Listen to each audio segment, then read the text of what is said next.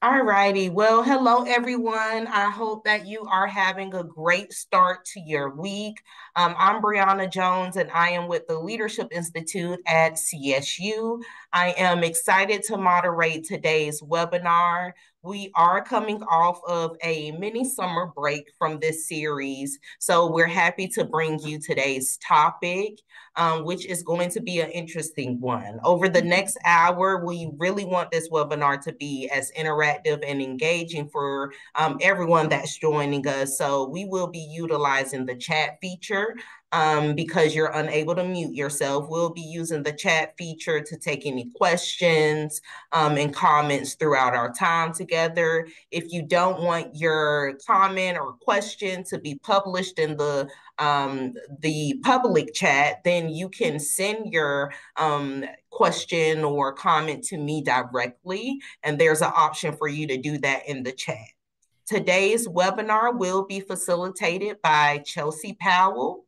Chelsea is our instructor and facilitator at the Leadership Institute.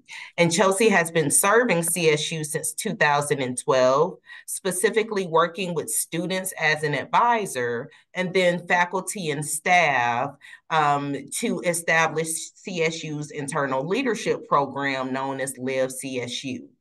Chelsea briefly left CSU to open Body Evolution Gym with her husband, Matt Powell, which they are still successfully operating in the Columbus area. The Leadership Institute welcomed back Chelsea this year as our highly recommended facilitator. She is a national certified counselor, has a D1 collegiate basketball background. She has a few other certifications in self-assessment tools like MBTI and Right Path. So with all of that, please help me welcome Chelsea in the chat. And Chelsea, you have the floor to get us started.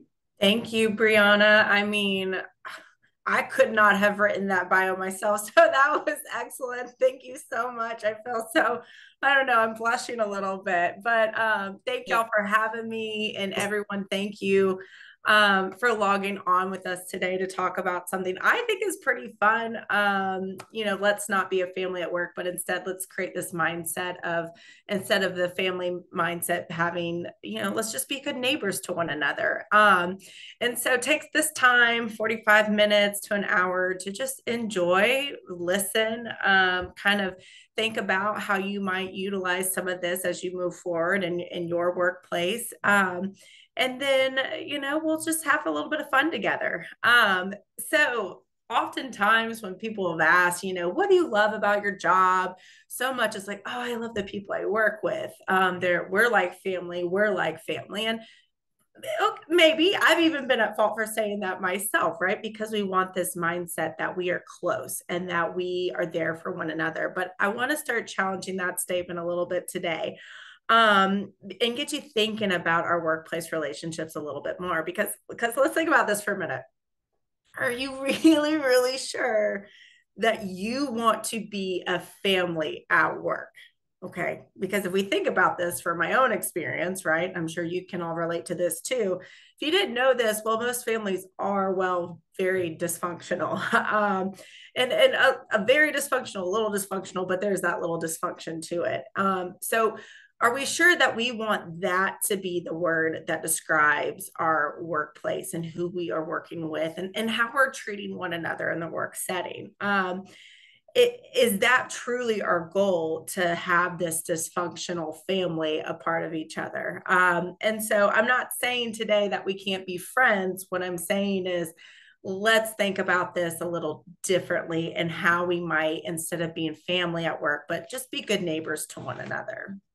So I want y'all to think about, uh-oh, there we go. Nope. There we go. So I want y'all to think about, in the chat, think about a picture perfect neighborhood and community.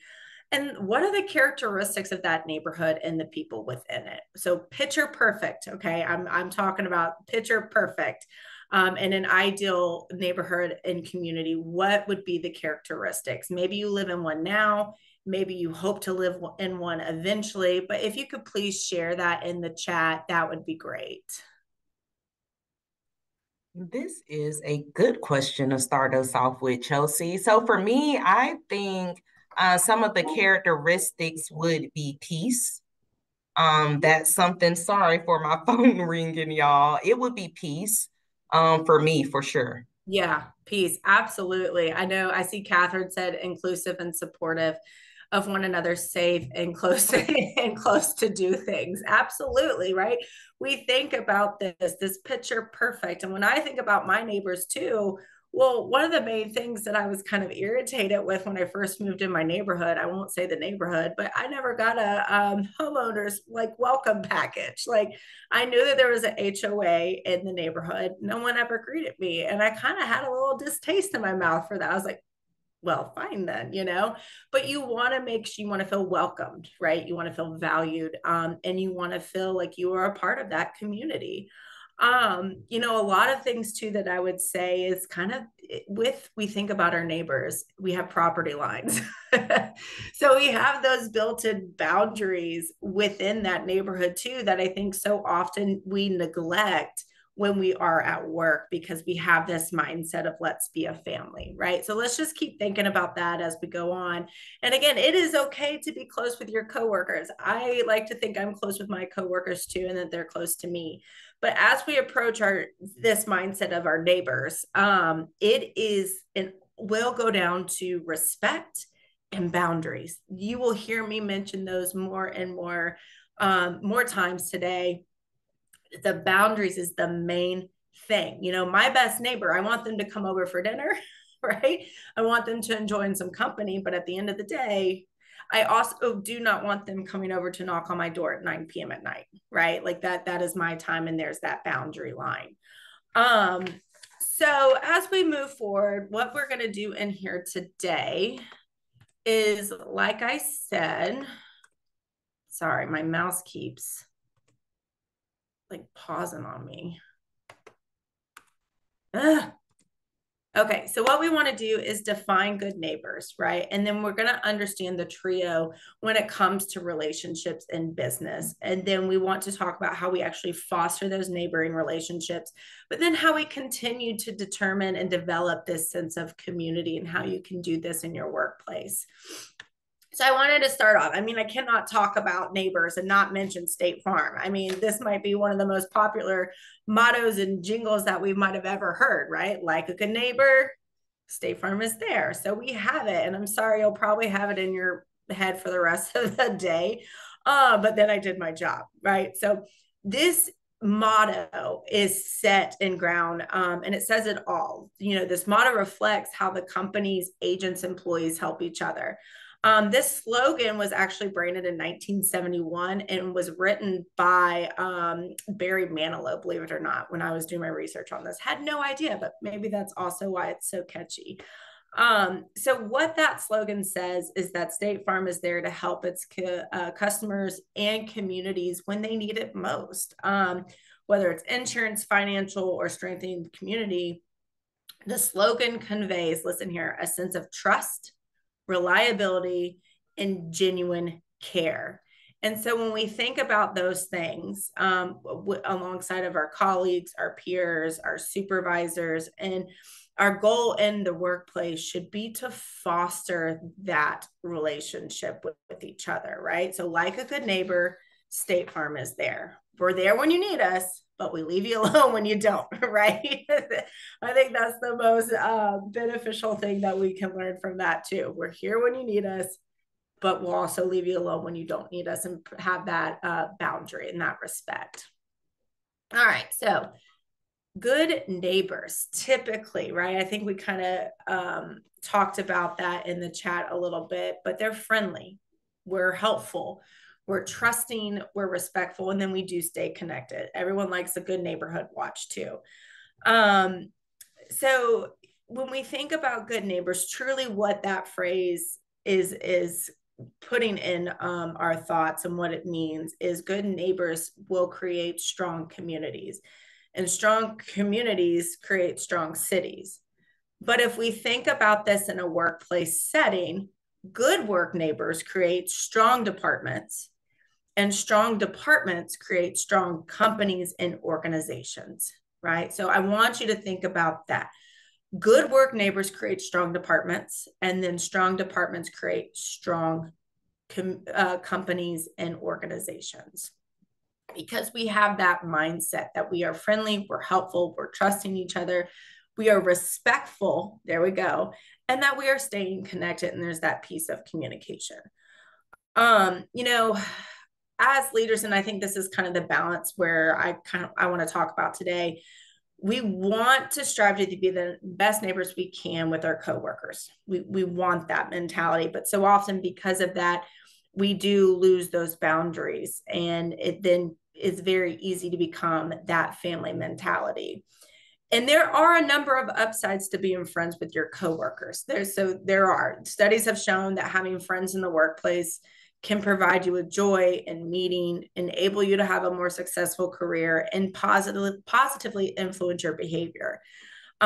Most times people are, if they have a close friend at work, they are happier, they are healthier, and they're actually 7 times more likely to be engaged in their job compared to those without close work relationships. Here, work relationships. I'm not saying work family, workplace family. I'm saying work relationships. So having friends at your profession, at your job, is crucial. But we're talking about a work friend, not work family. Okay. We are striving to build that connection, having that respect, being able to trust each other, and then helping each other when we need.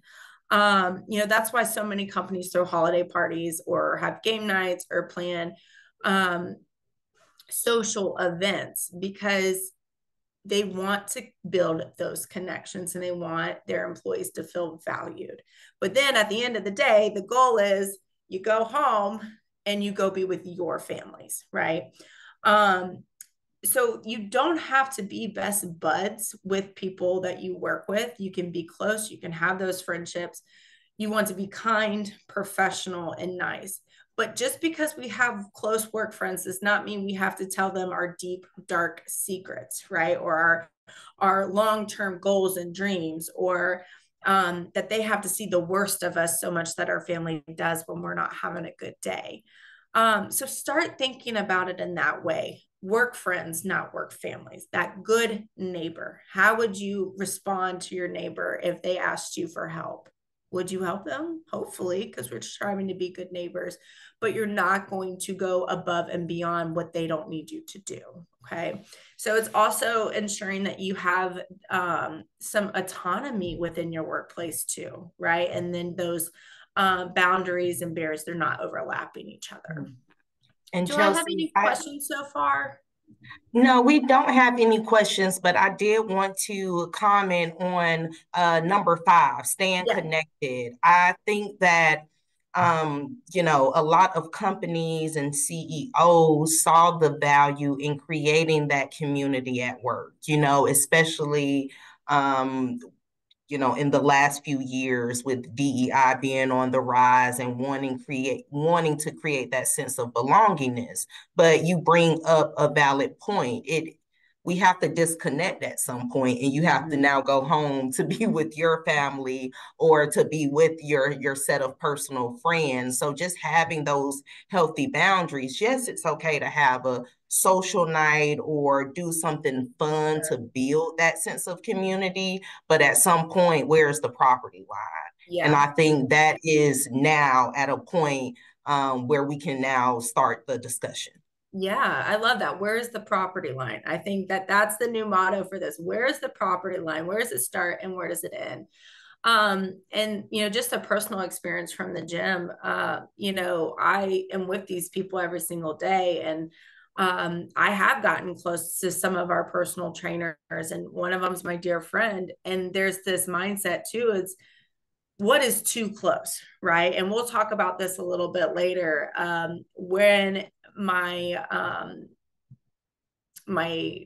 I guess judgments and things are starting to be biased, and thinking about things versus business wise versus friend wise, it gets muddy. And there was a time when there was no property line, and I had to take a step back and create a process that has a property line, and honestly that was my husband coming in to have those hard conversations because I was too connected, I felt like. So I had to remove myself. I had no property line. I needed one. So it's also being able to recognize when you do need to put maybe someone else into play with you and have them have those hard conversations. Because me, she's one of my best friends now, and I can't have those conversations with her anymore because I am pulled in two different directions. I am pulled because I care about her as a friend, and I am pulled because I care about my business as well, right? So there's that balance. So thank you for bringing that up, Bree. I talked about the trio. So there are three main relationships in business. The first one is strangers. So number one is strangers, which is going to be a service mentality or fee for service mentality, right? What can you do for me, and then I'll do that for you, right? Or vice versa. The second one is the family, which we're talking about. It's like we're all in this together.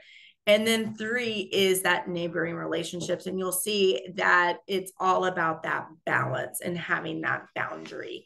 So I want to talk about each one of these a little bit more. So if we look at strangers in the workplace, these tend to be very transactional. Each person does things for the other because you anticipate getting something in return, right? So there's going to be this clear exchange of goods and services or benefits. These are mostly short-term and tangible outcomes. And then most of this is task-oriented communication. All right. So strangers in the workplace, very transactional. You do this for me, and then I'll do that for you, right? A lot of times it's this unbundled help. And what I mean by that is like, I didn't just help you today, but I did this, and this. So it provides a itemized receipt, right? You not just say, okay, well, I helped you in this project today, Bree. No, I did all of these little tasks underneath it that I'm keeping track of. And because of this, it seems the strangers in the workplace is a very selfish mentality. Because you're going to keep a list and you're going to check it twice, right? Just like good old Santa Claus. The next one is, like I said, it's very impersonal. That transactional management requires kind of a dispassionate approach to rewards. So this can also create a workplace culture where staff feels unvalued. All you want from me are the tasks that I'm doing, but me as a person, you don't really care about me. You just care about the work being done. And this also creates a lack of development. Again, this is very much about the task at hand and not about the person who is doing the task. So therefore, if you are doing this trio or one of the first trio in this and being a stranger mentality, you're not going to make the effort to train and develop your staff because, again, the only thing you're probably going to train them on is how to create a task maybe more efficiently for you so they can keep doing more tasks for you. Very self-minded. I think I've said that a couple times. Just they're very selfish, and it's always about that thought of, well, what will I get out of this, right? How is this going to help me? What are you going to do for me if I help you with this? And then it's very direct and straight to the point. And I would just be curious as I talk about the strangers in the workplace, has anyone had the unfortunate, I guess, unfortunate, what word am I looking for? Not pleasure, but experience or example of being able to work with someone who had this mentality?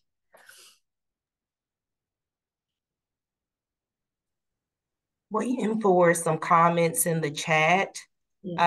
So one person said, yes, they see a lot of that on campus, and they've seen that same mentality in some other departments. And the strangers in the workplace, I look at these individuals as, your non-rowers, the people who aren't fully invested.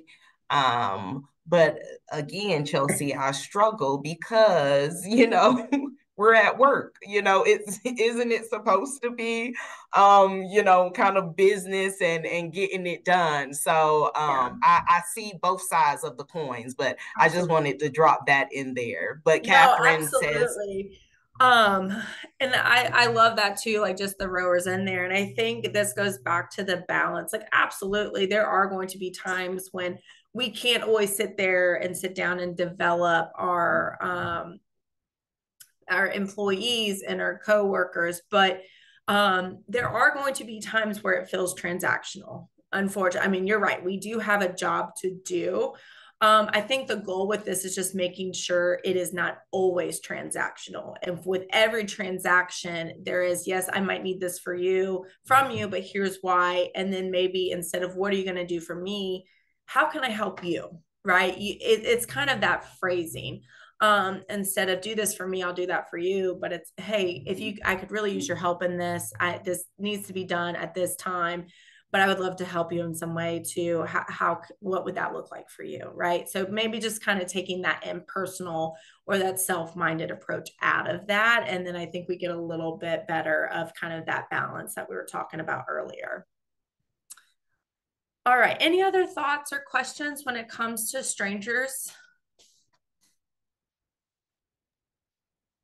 we do have one comment that has come in. I think the strangers in the workplace isn't the norm for me, but certainly still is a factor which is important to recognize. Yeah. So I think that falls in line with what you were just saying. And it's all about rephrasing. Yes, we're going to encounter all of these trios in the workplace, but it's about rephrasing or reframing their approach to it. Right, right, absolutely. And I mean, remember, we're going back to the good neighbor. And so what would that good neighbor, how would they communicate with you? Right. And so it's kind of checking the list off there, like how do you want your neighbor to communicate with you? You probably don't want it to feel transactional or impersonal, but you want to have that relationship. And I think that is why that goes back to workplace friends, and having those relationships and having that rapport with one another, because I think then you take that impersonal piece out of that and then you have a shared vision to get the job done or whatever that project might be. All right, so let's go to, why is family bad for business? Woohoo. Okay, so we said it all before. Lack of boundaries. Family is bad for business because the lack of boundaries. My family knows no boundaries. I mean, my kids know no boundaries. We're trying to figure that out and teach that. But because of that, we are our worst self. If we've had a bad day, we typically go home and we take that out on those that we love and care about the most. And I'm very much in the mindset where that should not be put on anyone else that you work with as well. Not even your family either. This is something that we can work through and try to discuss and think about how, we need to handle this as professionals so we can also stop work when we leave, right? If we think about family in the workplace, then that's where things continue to get muddied or muddled when we go home, right? If you're saying we're a family, I got your back, then sometimes that's going to put a perception that you're always going to be available. No, I'm not, right? Like if your family member calls you at 3 a.m. in the morning and they need your help, sure, you're probably going to help them or do whatever you can in that time. But I love Brianna to death. But if Brianna calls me at 3 a.m. in the morning, I don't want to have to feel I have to answer, right? Of course I would, because I know something would be wrong because we respect that boundary for each other. But you don't want to have that obligation that you need to answer an email when it comes in at 7:30 p.m. at night after you've already left work, right? So you need to have that boundary for yourself and for your employees and with your coworkers. And then also too, like if your supervisor, be mindful of their boundaries. Just don't go walk in the office and think that they're going to be there to answer your questions. I did that the other day. It's been tough getting back into CSU, but I walked into our supervisor's office like, hey, I have a question. And she's like, I need some time. Okay, my bad. I'm so sorry. I forgot. Like, I need to be mindful of that boundary too. Number 2 is grudges.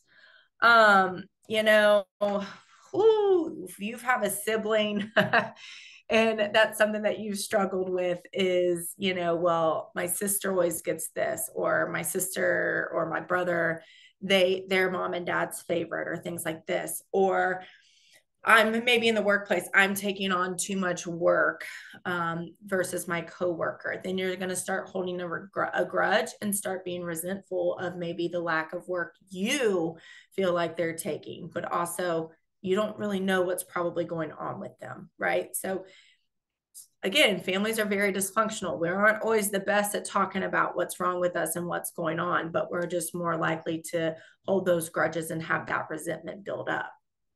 There's also this need for unneeded pressure, right? Again, we're talking about the pressure of answering emails when you're not at work, maybe doing a project at home when you're not at work, but this unneeded pressure to overperform and to overwork yourself, which then creates unhealthy norms for you, for your family, for your team, for your coworkers.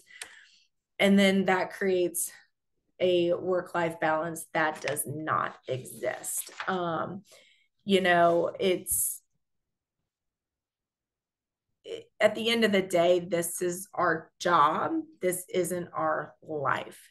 Therefore, we should not treat those and create this family mentality when we're at work, because it is our job. We go home at the end of the day, and that home is with your family members, not your coworkers, right? So again, with your neighbors, having the boundaries, having the balance, right? Like my example I said earlier, we go over to my neighbor's house, we engage, we gather, we spend time together, we eat, we laugh, right? But we know when to go home, and we go home, we shut our door, we lock it, and then we go to bed, and then we have that boundary. This can also create an inability to say no, and creates or forces a sense of loyalty. So you know, in a work setting, this kind of mindset suggests this unwavering loyalty to go above and beyond, kind of what I mentioned before, to get the task done, right? We're a family. I got to get this done for them. So this force that sense of loyalty that maybe isn't always there. And I think as we keep talking about this too, like the family, it's a great concept. It's a great thought. And I understand where it comes from, right? To build those connections. And it's just more of challenging that phrase and that mindset, like I said earlier, to the good neighbors, because it makes sure we have the boundary in place. So as I pause here, any other thoughts on why family is bad for business? Any questions? Anything else that anyone has to add? Oh, Catherine said, keep in mind that everyone's replaceable. Yeah, exactly. And I think you brought up something very valid with this last point. Forces a sense of loyalty. So you're not going to have workers that are dedicated to the mission, that feel like they have a purpose, because, you know, these people are just working to the bone because they feel that unneeded pressure, because, you know, I don't want to let, you know, my grandma down. I don't want to let my aunt down. You know, your supervisor who's over you, you've now made them, you know, a family matriarch. So whatever they say, you're gonna feel this unneeded pressure. So I think that this sense of loyalty, it will also it's bad for business, because people will stay that, you know, are no longer loyal to the business. And that's going to eventually come out in their productivity and the results that they are producing. Yeah. And, you know, I think this is important too, Bree. And, you know, it's keeping that balance and understanding those boundaries for yourself, because I am speaking for myself at this point, is I am very easily fall into we're family, I'll do whatever I can for you thought process. I have at the gym, I have here at CSU, and it is draining. It is draining. And so it's also understanding for yourself what you have to do for yourself not to fall into this family mentality. Because if you are someone who wants to help others constantly, I will answer an email, I will make a phone call.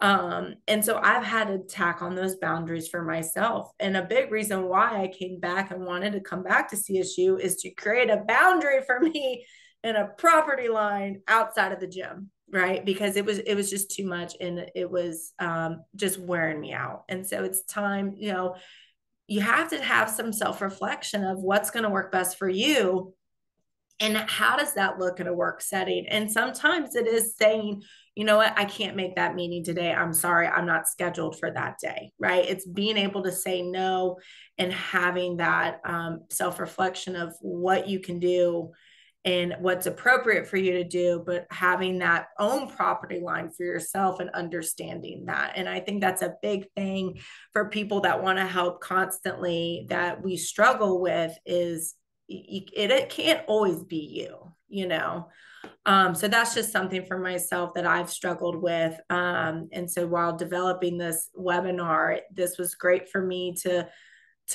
look at and develop, because it gave me some fresh perspective of things that I probably need to do a little bit better. And maybe that's not answering a text message at 11 p.m. at night for the gym, right? It can wait, hopefully. All right. So as we keep going on, now I want to talk about the nitty and gritty of the neighboring relationships. There are quite a few pros to neighboring relationships. And the first one is you are allowed to, or it's easier for you to remain objective. By keeping a certain level of distance from coworkers, you can approach work-related decisions and interactions with objectivity. So therefore, avoiding personal biases, conflicts of interest, or can even lead to more and fair, rational decision making, because you are remaining objective because you have that neighboring relationship. Pro number 2 is, because you are having that property line and that boundary, you will most likely decrease the amount of conflicts and drama that you're involved in. I mean, talk about a potential friendship causing a moral dilemma, right? Workplace friendships can sometimes lead to conflicts, gossip, drama, and especially issues that spill over into the professional settings. So by keeping relationships with coworkers more professional and having that property line, you can minimize the likelihood of misunderstandings or any disputes that might arise from those personal interactions. I mean, we're dealing with personalities here. Number 3 pro is you maintain privacy. You have that boundary for yourself. Maintaining that separation between work and your personal lives helps you preserve your privacy. And I think I mentioned earlier your autonomy. But then it also provides autonomy for those that you're working with too. You can choose. You have the power to share personal information when you want to, and you don't have to with trusted friends, maybe within the workplace, but you don't have to, but more outside of the workplace, rather than feeling obligated to have these private and personal conversations. Pro number 4, this allows you to focus on your own career goals. So you can focus on prioritizing yourself, your professional relationships over personal relationships, or personal friendships, allows you to stay focused on those career goals and those aspirations. And you kind of want to think about this too, prioritizing your career goals. You might want to think about like, who would be a great reference for you, right? Who are those people? Who are those connections that you want to keep track with, that you really want to work on, that can help you in your career goals, right? And then number 5, you avoid office politics. I don't really love office politics, but they do exist. Forming close friendships with coworkers can sometimes draw you into office politics or cliques, which might not align with your professional goals and values. People, are watching, and by maintaining a professional demeanor, you avoid, excessive socializing at work, or you can stay clear of unnecessary workplace drama.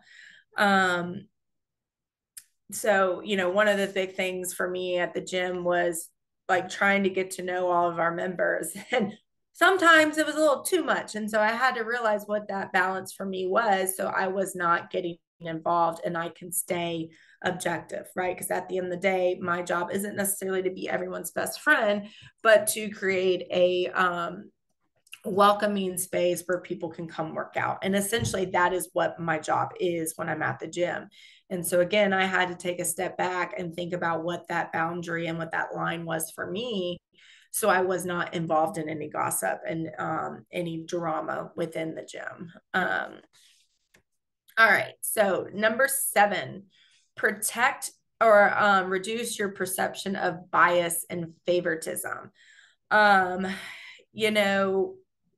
Building close friendships and certain coworkers can lead to, having favoritism. Oh, that person likes me more than they like them, and they don't say hi to me, or they don't do this. So, by treating all coworkers with professionalism and respect, you can minimize any accusations of unfair treatment or preferential treatment, right? So you kind of eliminate that. You treat everyone the same. You are there for everyone in the same mindset. You are not taking one side over the other, but it goes back to number 1, you're remaining objective with this. And then I think this might be the biggest one: protect your emotional and mental well-being. Workplace friendships, as we said before, can be very rewarding, but they can be emotionally draining too. So make sure when you have that workplace friendship, you are providing those boundaries for yourself, so you don't slide and accidentally get into a family workplace mindset. And then your work-life balance is enhanced. So you keep those boundaries between your work and personal life. You have a healthy workplace balance. You can recharge, you can rejuvenate outside of work, you can do things that you like to do outside of work. And that's your chance to make sure that you come back to work prepared, ready to take on the next day, or ready to take on the next week, or heck, maybe even ready to take on the afternoon after your lunch break, right? So even in that time, if you need to take a step away from the office, take your lunch. You have a lunch, take it. Don't feel like you are pressured to work through your lunch. But if you need to take a moment, that is what you can do in that time. You have an hour. Enjoy, go for a walk, read a book. Just because you're on your lunch doesn't mean you can't do something for yourself. Go to a workout class. There's a couple that comes to the gym every day during their lunch break, and they work out together. Every single day they are there, they shower, and then they go back to work. So you can always do things like that. And if you need a gym, I have one for you. I'm just kidding. All right. So as we kind of look at this a little bit more, I want to talk about actually fostering those neighboring relationships. And it's nothing out, crazy from left field, but it's providing engagement opportunities for your employees. Kind of what we were talking about earlier. There are things that you can do, whether that be little social gatherings, but it can be, for instance, a recognition program, right? A book club that you're doing, Honestly, this type of stuff, leadership development, having your staff invite them to the next one of this and then talk about it. What did you learn? Those engagement opportunities. Shadow a CEO for a day, think about that. Or coffee with a CEO. What is your company currently doing to provide these engagement opportunities, and where are areas that you can do better, that people would be on board with, right? So all about creating those engagement opportunities, and then having that shared purpose, right? Why are we here? Why are we doing this? And kind of, we think about going back to our neighborhood analogy with this, residential neighbors are bound together by the desire to create a community that benefits everyone that lives there, right? Companies need to have that same thing. They need to have that shared vision that benefits those who work there, and what they're doing day to day. And then provide training. Again, this is a great example of something that you can do to provide training, but really taking the time to invest in your staff and who they have and who you have with you, is the easiest thing that you can do, and then stay connected. So whether that be touching base with them on a daily basis, or if that is having some social gatherings, where you have the opportunity to eat and get to know each other a little bit on a professional level. And then, like I said, you go home.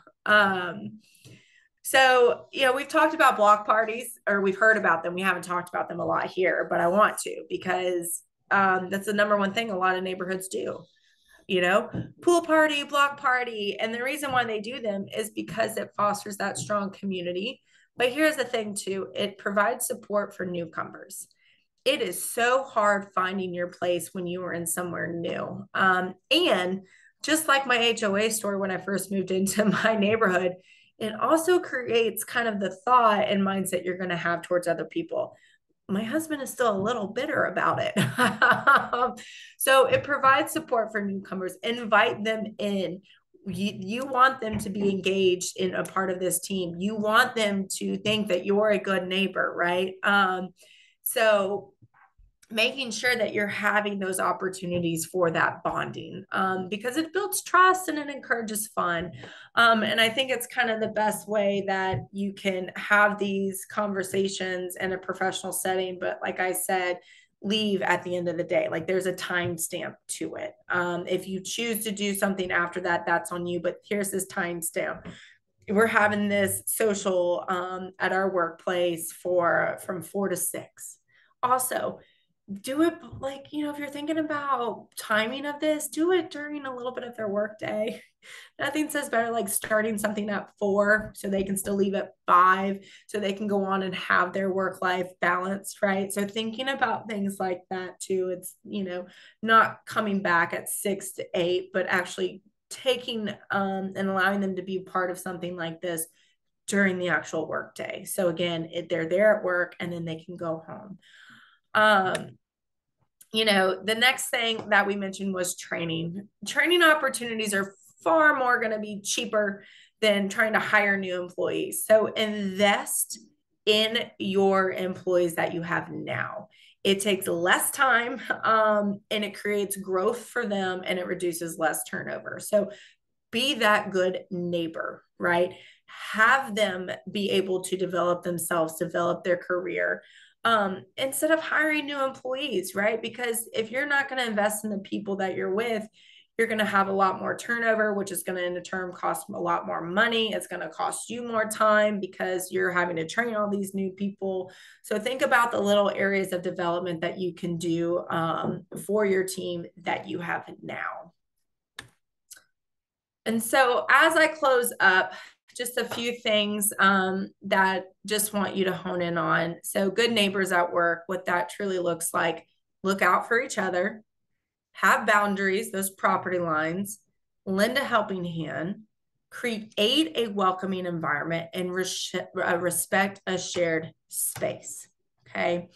So some of those actions might look like, just say something to them, acknowledge that they're there, smile, say thank you, have that consideration of others, take accountability, respond in a timely manner, and then go the extra mile for them. And then sometimes be reliable, but go that extra mile, not too much, right? Don't sit there and go take too long on that or spend more time doing that. All I mean by that is really go the extra mile to say something to them, right? Or go by their desk. If they are not on your way into the office, I try to make an effort at some point to let everyone know in the office that I am there, right? So go the extra mile to maybe walk down the hall and be like, hey guys, I'm here, just so they know that you're there and you're available. So please don't get that confused with let's not have that workplace home life balance. All right. That's all I got for y'all today. I mean, does anyone have any questions? No, we don't have any questions at the moment, but as we wait for some comments and questions in the chat, thank you, Chelsea, for today. I think that this was a really great topic, and it is going to help a lot of people establish those property lines. We had a comment earlier that one of our viewers liked that saying. So I think that we're gonna stick with that and coin that from Chelsea. But thank you all for joining. Again, I think this is a great topic for us all to consider. And that last slide on how we do this in the workplace. Yeah. Chelsea said something in the beginning when she was talking about the trio of different types of people in the workplace. It's more so of asking yourself, how would you do this as a good neighbor? So not how I would do this, if that was my sister or that was my mother, but how would I do this if I was a good neighbor? And I think just that simple rephrasing of, the workplace is going to help a lot of people. So if there are no questions, thank you all for joining us today. Our next webinar will be routines, finding balance, building discipline to live better. So that is going to be next month in October. And we would like for you to complete a survey. So I will send a follow-up email later on this week that will include the link to the recording as well as any other resources that we shared today. So thank you. If you have any comments or suggestions on what we should be doing for next year's webinar series, please feel free to leave those comments during your completion of the survey. So thank you all again and have a great Tuesday. Keep those boundaries. Bye.